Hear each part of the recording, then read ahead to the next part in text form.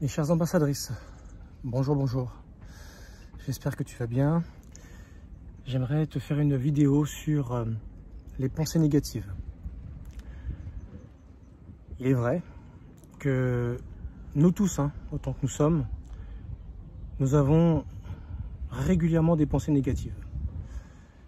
Et on pourrait se demander, mais à quoi cela est dû? Pourquoi un tel phénomène? C'est pas agréable. Et ces pensées, elles nous suivent tous les jours. On en a. On se demande mais comment elles peuvent être là, comment elles peuvent faire partie de notre vie, de notre quotidien. Donc il y a des spécialistes qui ont dit que par jour, on a entre 60 et 70 000 pensées. Et que 90% de ces pensées du jour sont les mêmes de ceux de la veille, etc. etc. Alors, ce constat, cette statistique est là pour nous montrer à quel point on est vraiment plongé dans nos pensées. Mais là, il s'agit des pensées qui sont récurrentes, qu'on a régulièrement. Les pensées d'hier sont celles, à 90%, celles d'aujourd'hui, etc., etc. Jusqu'à que celles qui sont là puissent être remplacées par un renouveau de pensée. Mais à quoi cela est dû? Alors, tu penses bien que lorsque tu vis une situation difficile, délicate, désagréable, lorsque tu vis avec une personne qui te manipule, lorsque tu vis du harcèlement au niveau professionnel, dans le milieu privé, tu vis du chantage, tu vis avec un pervers narcissique ou une perverse narcissique, et dans mes vidéos, tu as bien vu de la manière dont ces personnes-là opèrent. La vie qu'ils te font mener, c'est franchement désagréable. Et étant donné que ce sont des choses désagréables, donc ce sont des choses négatives, imagine le nombre de pensées négatives qu'elles nous amènent à avoir. Sont-elles, ces personnes, la cause de ces pensées que nous pouvons avoir? Eh bien, laisse-moi te dire que oui et non. Tu es en partie responsable, mais malheureusement, ces personnes-là, ces pervers narcissiques, ces manipulateurs, ces harceleurs, ne font que alimenter ce pourquoi tu es fautif. Je m'explique. En réalité, toutes ces pensées que nous avons, ces 60 à 70 000 pensées que nous avons par jour, heureusement, elles ne sont pas toutes négatives. Il y a des pensées qui vont être banales, qui seront le fruit d'une programmation par rapport à ce qu'on a à faire dans la journée, ou des paroles qu'on a pu entendre sur quelque chose qu'on doit faire. Mais c'est vrai que la plupart du temps, on peut mettre une notation, est-ce que ça me fait du bien ou est-ce que ça me fait du mal? Parce qu'on peut mettre une note à nos pensées. Et c'est vrai que quand on fait le tri, malheureusement, la plupart de nos pensées, elles sont souvent, plus souvent négatives que positives. Parce qu'on est plus attiré par les choses négatives de par notre imperfection. On est attiré à avoir des pensées assez négatives. Et même si on a des choses qui sont très joyeuses, et heureusement qu'on peut avoir par moment, par jour, par période de vie, séquence de vie, être baigné dans des choses agréables, le bonheur, vivre une situation idyllique, que ce soit seul ou en couple, le fait d'être papa, le fait d'être maman, le fait d'avoir des enfants à élever, tout ce bonheur que la vie peut nous procurer, et ce pourquoi bien sûr on est toujours en quête pour pouvoir assouvir une récompense, quelque chose qui nous fait plaisir. C'est pas pour rien qu'il existe autant de plaisir dans la vie, ou que l'homme se crée autant de plaisir pour justement répondre à des besoins, à ce plaisir que l'homme a, de prendre plaisir, de vivre des moments agréables. Mais ces moments agréables sont souvent entrecoupés ou mêlés de beaucoup d'inquiétudes, de peur. Et comme j'avais pu te dire déjà, l'émotion négative phare, c'est la peur. On est énormément tenaillé par cette émotion. Après, le reste, c'est des ressentis. Donc je l'explique déjà dans une vidéo, cela. Je t'invite à aller la regarder pour te rendre compte à quel point cette émotion négative qu'est la peur nous amène à avoir d'autres ressentis tels que la colère, la haine, le fait d'être agacé, le manque de patience, voilà, les choses qui vont t'amener à être critique, juger, à être dans l'envie, dans la jalousie, enfin, etc., etc. Toutes ces déclinaisons que la peur peut nous amener à avoir en tant que ressenti. Alors si je te dis ça, c'est simplement pour te faire comprendre qu'en réalité, nous sommes plus soumis à avoir des pensées désagréables plutôt qu'agréables. Et si nous avons des pensées agréables, nous savons, et nous en avons fait l'expérience, et nous en faisons tous l'expérience dans notre vie, que la plupart du temps, nos pensées, bien qu'agréables, bien que nous vivons des moments agréables, on est souvent rattrapé par des choses qui vont ternir ces pensées. Voilà. Et c'est pour ça que par expérience, on est toujours là à vouloir profiter du moment présent parce qu'on sait que ça ne dure pas. C'est ça qui se passe dans la vie de l'être humain. Profite, parce que demain, on ne sait pas ce qui va se passer. Et c'est pour ça qu'on passe notre temps à vouloir grappiller, torpiller, gratter toujours un truc en plus, surtout si on n'a pas les moyens d'avoir certaines choses, eh bien, d'essayer de faire durer le plaisir, d'essayer d'avoir ces choses le plus longtemps possible.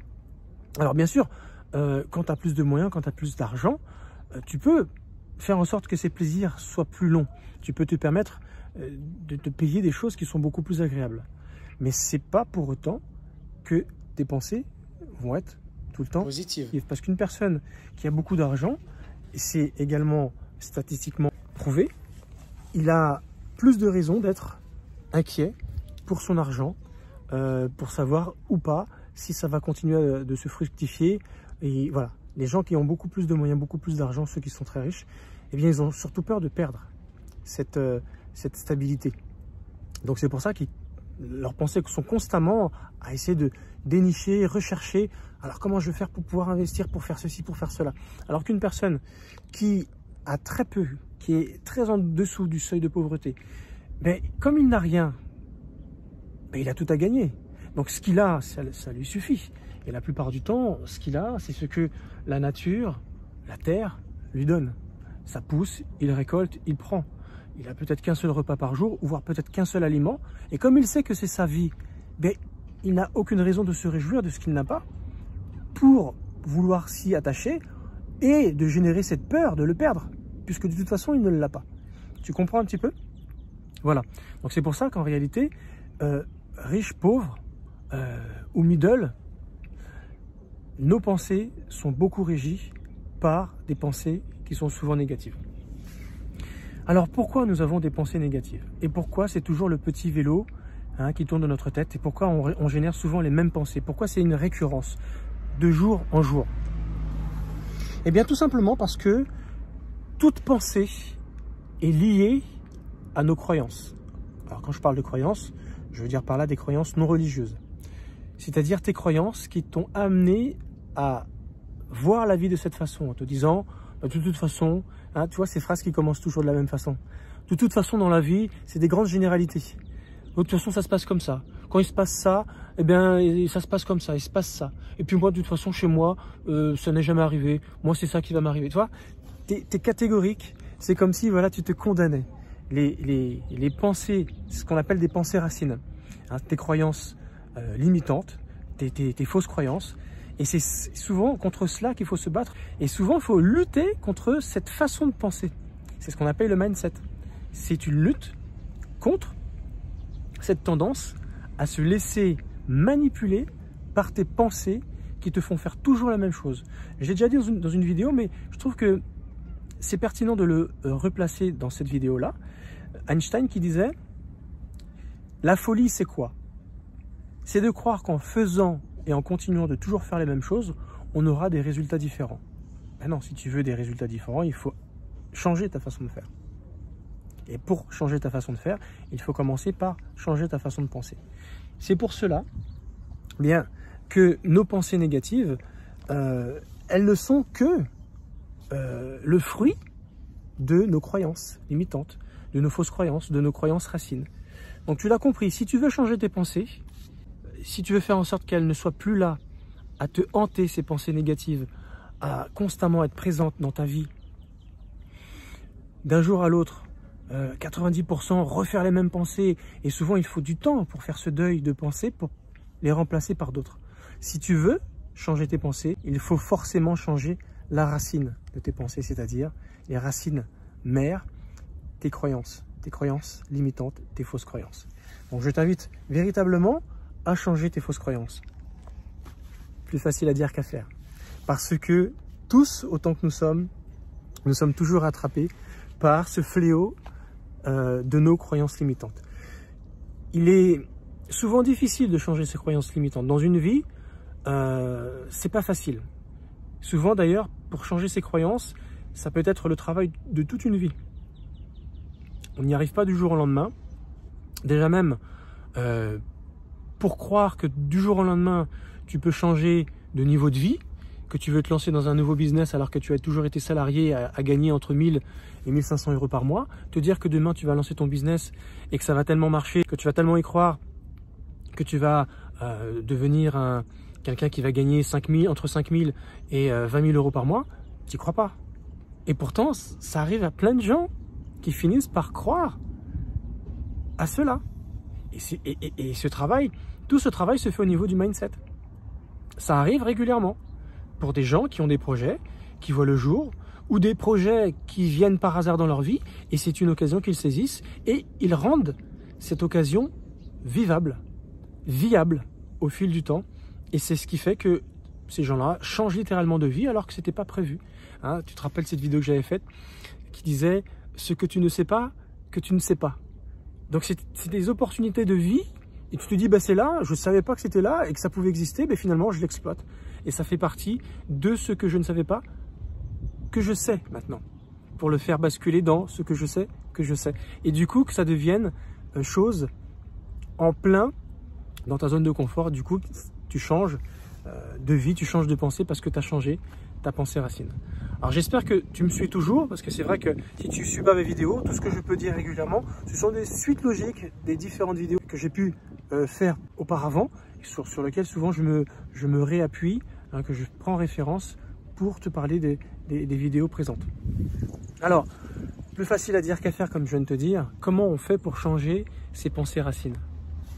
Sachant qu'on est tous appelés à douter, à avoir peur, cette émotion négative phare dont je te parlais, elle nous hante. Et ça, on ne peut jamais s'en séparer. Et c'est à cause de cela même que du coup, on est tous amenés à avoir des pensées négatives régulièrement, de par cette constitution, tant qu'on sera imparfait en fait, en réalité. Hein. Donc c'est pour cela, c'est normal, c'est une normalité. Mais par contre, on a ce pouvoir de changer nos croyances racines. Elles dépendent que d'une chose. J'ai presque envie de dire que d'une personne. Toi. Parce que le lien entre tes pensées négatives, que ça soit en ménage, en couple, en amour, en relation amicale, en relation professionnelle, que ça soit des choses liées à ton travail, que ça soit lié aux choses profanes, que ça soit ta santé, que ça soit tes enfants, ta famille, tes parents, peu importe, oui, ton salaire, ton niveau de vie, tes problèmes financiers ou pas, enfin peu importe, toutes ces pensées négatives, elles ont toutes quelque chose en commun.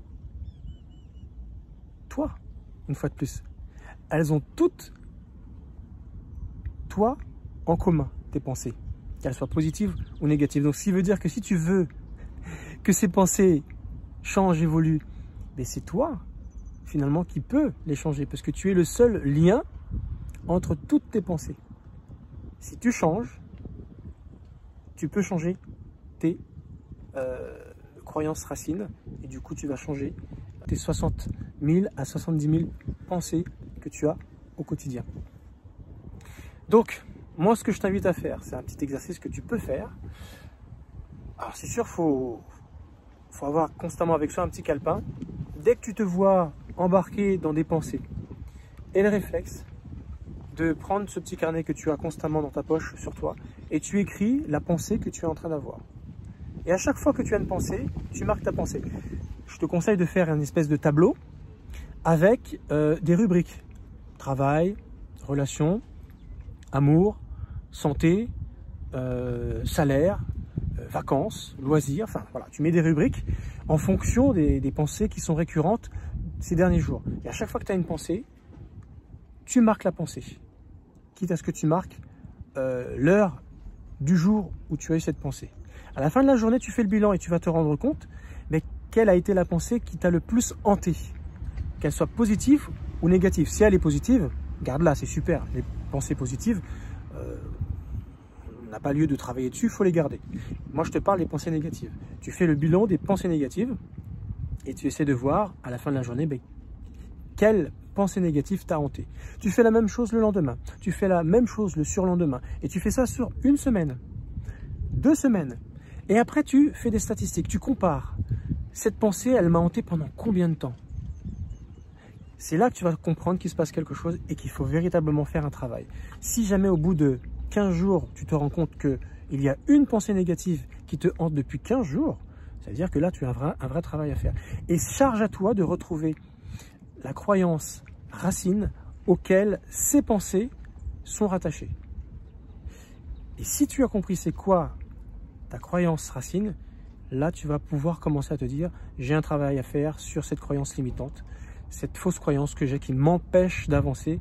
Et ce qui m'empêche d'avancer, c'est de continuellement générer ces pensées négatives qui sont là juste pour me saboter le mindset, qui sont là pour me saboter le changement, la manière dont je peux voir les choses. Sitôt qu'il y a quelque chose de positif qui m'arrive, non, cette pensée revient, elle me dit « mais non, de toute façon, ça ne pourra pas, j'y crois pas ». C'est là qu'il faut faire ce bilan-là, tu vois. J'en ai terminé pour cette vidéo. Ce que je viens de te dire là, c'est bien sûr à faire lorsque tu vis avec un pervers narcissique, lorsque tu as des soucis dans ton couple et que tu ne sais pas pourquoi ton conjoint a changé, lorsque tu as des problèmes dans le milieu professionnel, lorsque tu as des problèmes avec tes enfants, tout ce qui touche, on va dire, à ce qui te fait mal, à tout ce qui t'empêche d'avancer, de positiver, fais cet exercice. Et bien sûr, on reste sur le thème de la perversion narcissique, du harcèlement, qu'il soit moral, qu'il soit psychologique, qu'il soit sexuel. Si jamais c'est des sévices que tu as vécus, essaie de voir si ce sont des pensées négatives qui continuent de te hanter, alors que peut-être des années se sont passées. Que si jamais tu as quelque chose de nouveau que tu vas faire que tu n'as jamais fait, forcément il y a toujours une petite appréhension, mais qu'est-ce qui t'empêche de le faire? Ces actes manqués, hein, inconsciemment, tu te fais rater la chose parce que en fait ta croyance limitante, ta fausse croyance inconsciemment te dicte de ne pas le faire parce que tu n'y crois pas, tu vois. Eh bien essaie de savoir si c'est pas ces traumas du passé qui sont là à nouveau, que tu régénères comme pensée, voilà, une pensée limitante, une pensée bloquante, chintante qui t'empêche d'évoluer dans ta vie. Merci de m'avoir suivi, je te remercie énormément pour tout le soutien que tu peux m'apporter, de me donner tous ces commentaires, tous ces likes, de me regarder régulièrement. Je suis content, très content de savoir que le contenu de mes vidéos te plaît énormément. Je te souhaite une très bonne journée, je te dis à la prochaine vidéo. Ciao!